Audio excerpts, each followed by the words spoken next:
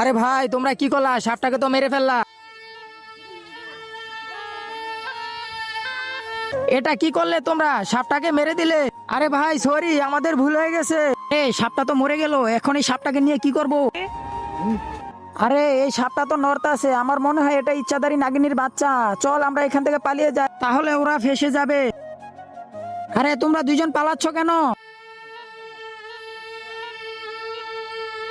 চলো একটা কাজ করি, ওকে রাস্তার পাশে নিয়ে মাটি দিয়ে চাপা দিয়ে দিই।